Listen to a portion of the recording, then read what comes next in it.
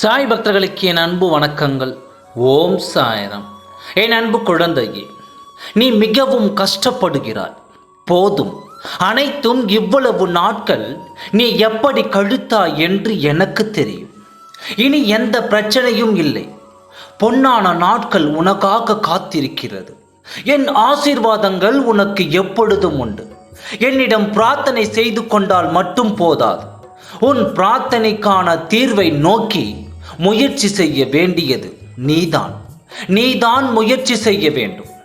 உன் மன பித்தத்தையும் திறமையையும் தன் நம்பிக்கையையும் எந்த அளவில் உன் முயற்சிக்கு உதவியாக இருக்கிறதோ என்பதை நீயே தேர்ந்தெடுத்து கொள்ள வேண்டும். உன் வாழ்க்கை நீ நினைப்பது போல் கஷ்டமான வாழ்க்கை இல்லை. சாதிக்க போகும் வாழ்க்கைதான் வேதனை முடிந்து உன்னுடைய வாழ்க்கை சாதனையாக மாறும். மற்றவர்களுக்கு ஒரு உதாரணமாக இருக்கும். உன் வாழ்க்கை எல்லா ஆபத்திலிருந்தும் துயரத்திலிருந்தும் நீ முழுமையாக காப்பாற்றப்படுவாய்.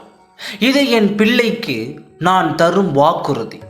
உனக்குள் இருக்கும் வலியை மறைத்து வெளியே சந்தோஷமாக இருப்பது போல் வருத்தப்படுகின்றாய், நடித்து கொண்டிருக்கின்றாய்.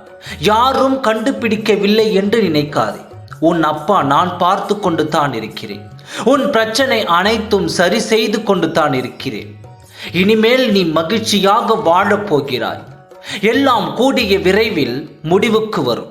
அதுவரை உன் சாய் அப்பாவின் மேல் நம்பிக்கை வை. சற்று பொறுமையாக இரு. உனக்கான நற்பலன் நிச்சயம் உன்னை வந்து சேரும். உன் சாயப்பா இருக்கும் வரை உன்னை யாரும் ஒன்று செய்ய முடியாது. நீ அமைதியாக இரு.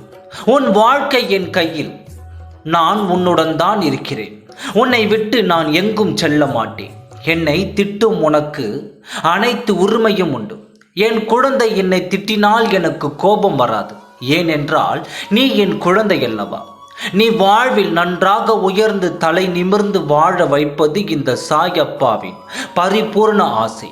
என்னை நம்பி உள்ளே வா. அனைத்தையும் நான் பார்த்து கொள்கிறேன். ஓம் சாய்ராம். நன்றி, வணக்கம்.